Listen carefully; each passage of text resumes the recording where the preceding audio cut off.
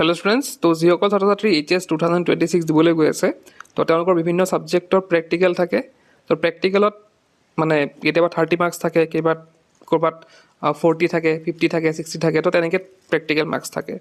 তো এই প্ৰেক্টিকেল এক্সামবিলাক কিদৰে লোৱা হ'ব বা তাত কেনেধৰণৰ কুৱেশ্যন সোধা হ'ব, তেনেধৰণৰ বহুতো কুৱেশ্যন ছাত্ৰ ছাত্ৰীৰ মনত আহি আছে আৰু সেই উত্তৰ লৈ আহিছোঁ আজিৰ ভিডিঅ'টোত। আজিৰ ভিডিঅ'ত তোমালোকক দেখাবলৈ গৈ আছোঁ যে কেনেধৰণৰ কুৱেশ্যন পেপাৰ আহিব, প্ৰেক্টিকেল এক্সামত কেনেধৰণৰ কুৱেশ্যন কৰা হ'ব বা কিদৰে প্ৰেক্টিকেল পতা হ'ব, সেই গোটেইখিনি ডিটেইলছত ইয়াত দিয়া হৈ আছে। মই তোমালোকক PDF-ও শ্বেয়াৰ কৰিম যে মানে গোটেই কুৱেশ্যন পেপাৰবিলাক কেনেধৰণৰ আহিব, সেই গোটেইখিনি PDF-ও শ্বেয়াৰ কৰি দিম। তো ইয়াতে চোৱা, প্ৰথমতে ইয়াত লিখা আছে, চোৱা ছাবজেক্ট নেমবিলাক প্ৰথমতে দিছে 30 মাৰ্কছত য'ত আছে প্ৰেক্টিকেল সেইখিনি দিয়া হৈছে। তো ইয়াতে চাবা তোমালোকে ফিজিক্সত আছে কিমান, মানে 30 মাৰ্কছৰ আহিব ফুল মাৰ্কছ মানে প্ৰেক্টিকেল, আৰু ইয়াতে 12 মাৰ্কছ হৈছে পাছিং মাৰ্ক।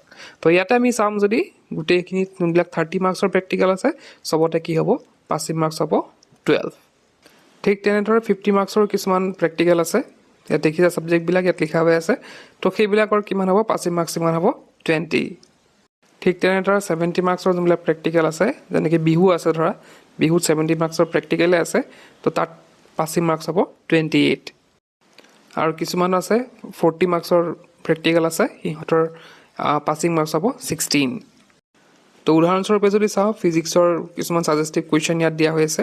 ইয়াতে দেখিছা তোমালোকৰ 3 আৱাৰ্ছ থাকিব, আমাৰ প্ৰেক্টিকেল এক্সামটো 3 আৱাৰ্ছৰ হ'ব। তো ইয়াতে কিছুমান কুৱেশ্যন দিয়া হৈছে, চোৱা। তো প্ৰথমতে কিছুমান গাইডলাইন দিয়া হৈছে, ইনষ্ট্ৰাকশ্যন টু দ্য এক্সামিনাৰ্ছ। তো ইয়াতে কিছুমান ইনষ্ট্ৰাকশ্যন দিয়া আছে, তোমালোকে ইচ্ছা কৰিলে পঢ়িব পাৰা।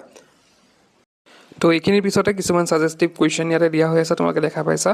তো এইখিনিয়ে এক্টিভিটি বা কুৱেশ্যন কিছুমান থাকিব, বেলেগ বেলেগ ছাবজেক্টৰ বেলেগ বেলেগ, ধৰা কিছুমান কুৱেশ্যন থাকিব, কিছুমান এক্টিভিটি কি কৰিব দিব পৰা যায়, সেই গোটেইখিনি ডিটেইলছত ইয়াত দিয়া হৈ আছে।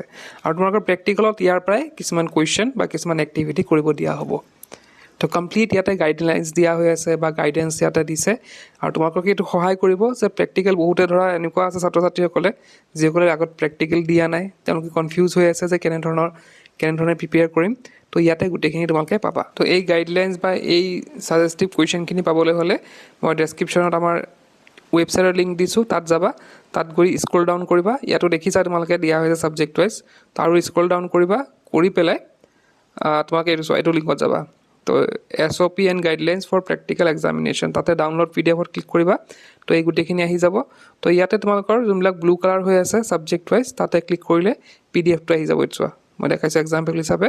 তো ইয়াতে দেখিছা ফিজিক্সৰ কুৱেশ্যন পেপাৰখন তেনেকৈ আহি গৈছে। তো এনেদৰে তোমালোকে ডাউনলোড কৰিব পাৰিবা।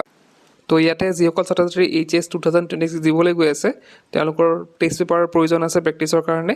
আৰু সেই টেষ্ট পেপাৰবিলাক পাবলৈ আমাৰ এপত তোমালোকে যাব পাৰা। ইয়াতে আৰ্টছ হওক, ছায়েন্স হওক বা কমাৰ্চ হওক, গোটেইখিনি ইয়াতে ডিষ্ট্ৰিক্ট ৱাইজ টেষ্ট পেপাৰ দিয়া হৈ আছে। তো তাত গৈ পেলাই তোমালোকে PDF ডাউনলোড কৰি তোমালোকে টেষ্ট পেপাৰবিলাক কৰিব পাৰিবা। তো মই ডেছক্ৰিপশ্যনত আমাৰ এপৰ লিংকটো দি দিম, তাত গৈ তোমালোকে এপটো ডাউনলোড কৰি এইখিনি বাই কৰিব পাৰা। তেন্তে আজি ভিডিঅ'ত শেষ কৰিলোঁ। কিপ ৱাচিং, লাৰ্ণ।